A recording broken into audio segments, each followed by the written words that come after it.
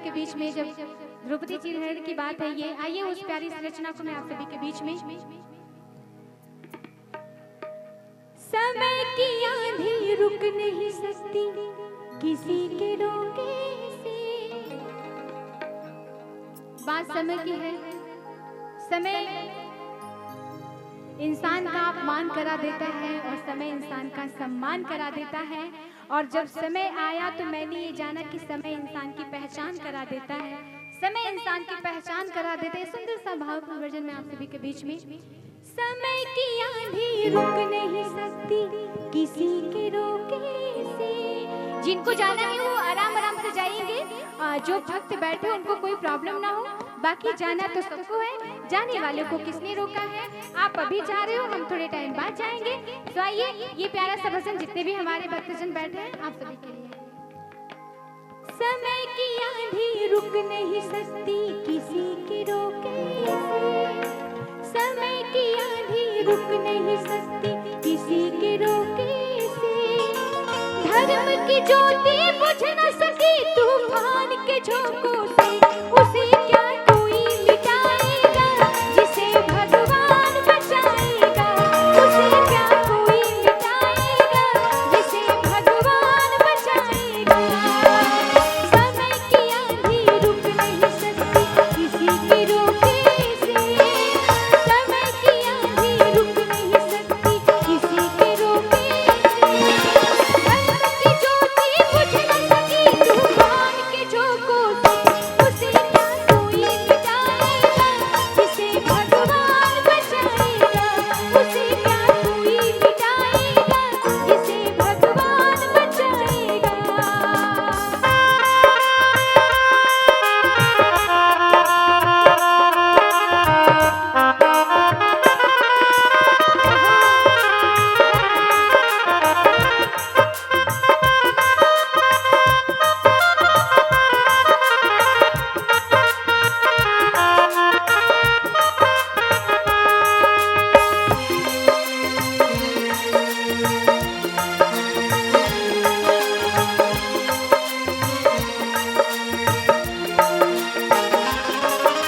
कहते हैं समय कभी कभी खराब जो होता है इंसान के लिए नहीं, कभी कभी खराब समय भगवान के लिए भी हो जाता है।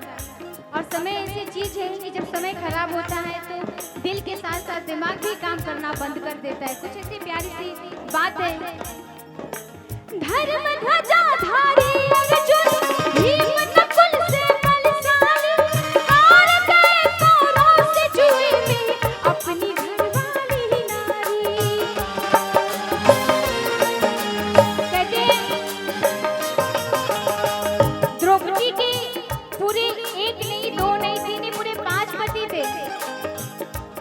और 5 पति में से कोई उनके आगे नहीं आए, कोई उनकी रक्षा करने नहीं आता है, क्योंकि उनका समय खराब होता है। कहते धर्म ध्वजा धारी अर्जुन भीम नकुल से बलशाली। हार गए कौरवों से जुए में अपनी घरवाली नारी। अपनी घरवाली नारी। लेकिन जब समय खराब होता है तो दिल के साथ साथ दिमाग भी काम करना बंद कर देता है। कैसे? वो द्रौपदी बिचारी, द्रौपदी बिचारी, वो द्रौपदी बिचारी क्या करती। द्रौपदी बिचारी क्या करती। और क्या? जैसे हरण हो गया था मां सीता का धोखे से। जैसे हरण हो गया था मां सीता का धोखे से। धर्म की ज्योति बुझ न सकी तूफान के झोंकों से। उसे क्या कोई मिटाएगा जिसे भगवान बचाएगा। उसे क्या कोई मिटाएगा जिसे भगवान बचाएगा।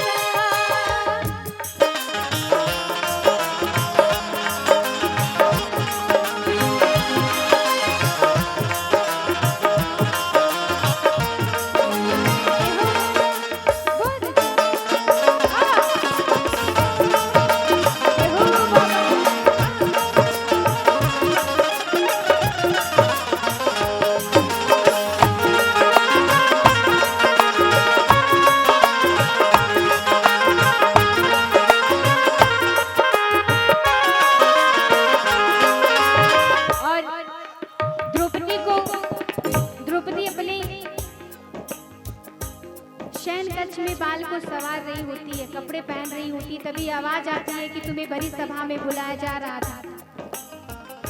द्रौपदी सोचती है कि मैं तो कभी घूमता खोल के समाज के सामने कभी गई नहीं, लोग ऐसे हमें बुला रहे। द्रौपदी नहीं आई और दुर्योधन और दुशासन जाते हैं, बाल पकड़ के लेके आते हैं। ये बात जब द्रौपदी अपने ऊपर देखती है, सबसे सभा में बैठे हुए सभी से गिड़गिड़ा के बोलती है, हाथ जोड़ के बोलती है, मुझे बचा लो, मेरी इज्जत बचा लो। लेकिन कोई सामने नहीं आता है। कैसे? क्योंकि वो समय खराब होता है। पांच पांडव सर को झुकाए बैठे आंखें बीच कर, बाल पकड़ कर पांचाली का लाया गया जब खींच कर।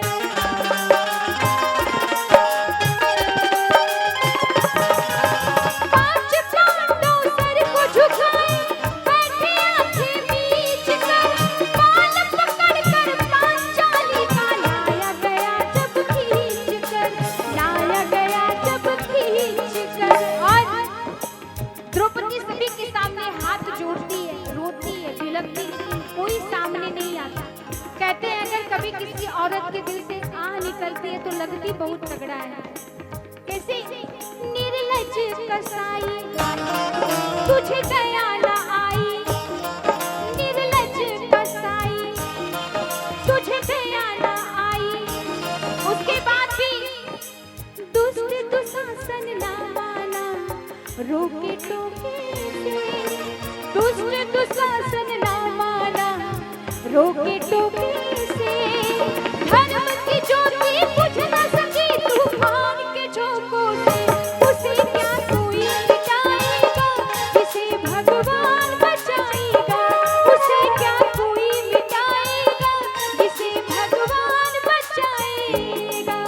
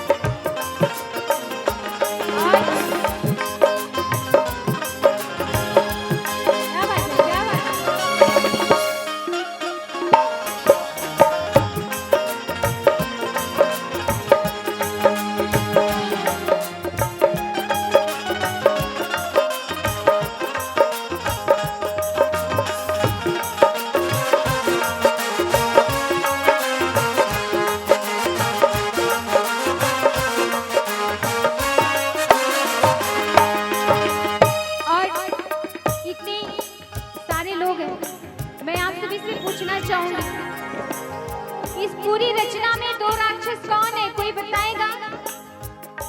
दो राक्षस कौन है? कोई बताएगा?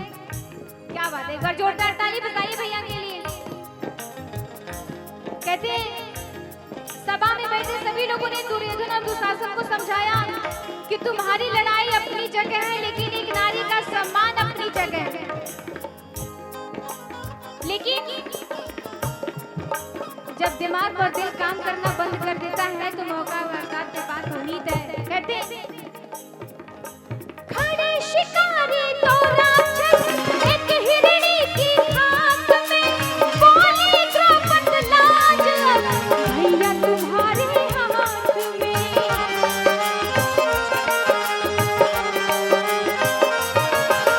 खड़े शिकारी तो राक्षस एक हिरणी की आंख में, बोली द्रौपद लाज भैया तुम्हारे हाथ में, भैया तुम्हारे हाथ में। अच्छा, द्रौपदी के भैया कौन थे? कोई बताएगा?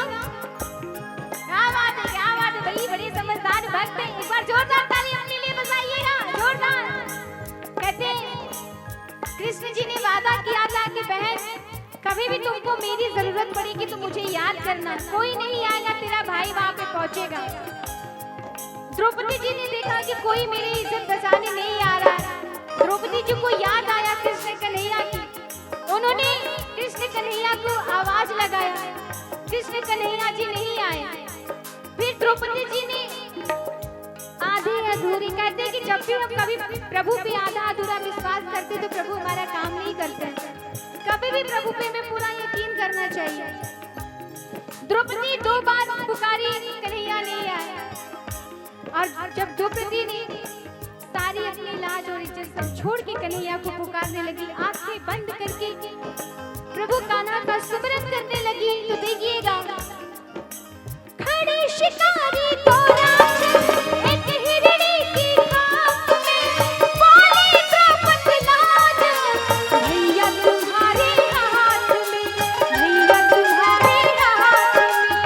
और सुनिएगा, जल्दी से आओ रघुनंदन बदनाम न हो रक्षा बंधन, जल्दी से आओ रघुनंदन बदनाम न हो रक्षा बंधन। और पुकार सुनी तो कमल कन्हैया आ गए मौके से। बोलिए कृष्ण कन्हैया लाल की। पुकार सुनी तो कमल कन्हैया आ गए मौके से। धर्म की ज्योति बुझ न सकी, तूफान के झोंकों